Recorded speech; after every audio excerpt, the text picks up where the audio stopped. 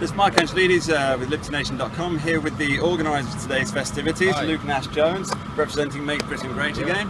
Now Luke, what was the idea behind today?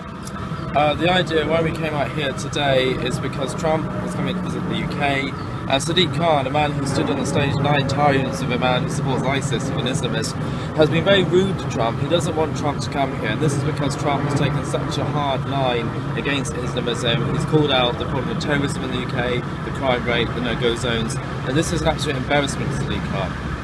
Basically, if we look at what's happened here in London, the Mayor of London, Sadiq Khan, is really upset with Donald Trump. Now, Donald Trump has called out the problem we have here in London, where Sadiq Khan is basically a man who has stood on a stage 9 times with an Islamist, Salim Ghani, who has supported ISIS. His own brother-in-law, Sadiq's own brother-in-law, was actually a member of Al-Mujahideen, which is a very bad terror group. And Trump has bravely called out the problem we've had with no-go zones here. He's called out the fact that terrorism has gone up on Sadiq Khan's watch, and he's also spoken out against the problem we have with crime. We currently have a worse crime rate than New York, where people walking the streets with machetes. So because of this, Sadiq doesn't want Trump coming to UK because he's called him out. And so basically, we feel this is wrong because our biggest trading ally at the moment is America. We're entering into this post-Brexit deal. It's a fake Brexit, but it's going to happen in some form. We really need a trade deal with our biggest ally, America. So we feel that when Donald Trump comes here, he's not coming as a holiday, he's coming to represent the American people. The American people chose him, he's a democratic choice. And whoever the Americans choose, man, woman, black, white, Democrat, Republican, they chose that person. And we must work with that person to have a good trade deal. So we think this spoiled attitude of Sadiq is really out of order and has actually put the economy of our country at serious risk.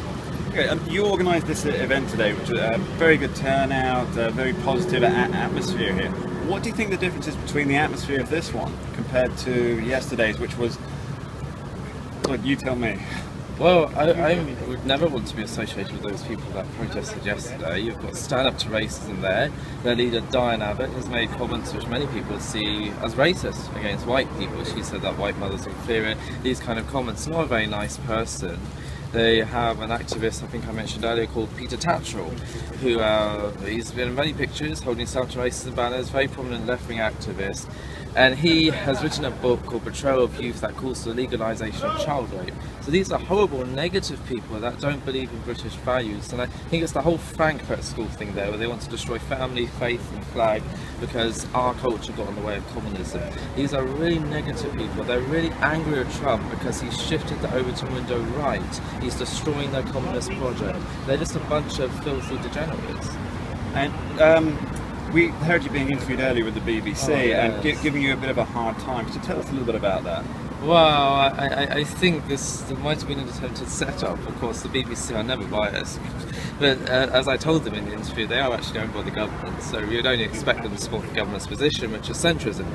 For an American audience, that's very similar to sort of Obama's position, which is what our main party, the Conservatives, has. Over here you've got UKIP, which is like the Republicans, and over here there's something that doesn't exist in America. Outright communism. Our second biggest party is supporting communism, but those people from the BBC were trying really hard to pin Islamophobia on us. They were saying, oh, some of the speakers mentioned their thoughts on Islam and you let them speak, and they're trying to pin this on me, and they're a bit confused when I said, well, I think Ahmadiyya Muslims are relatively peaceful, but Dear Bandis, Wahhabis, Islamists want to kill us all, so of course we're not too happy about them.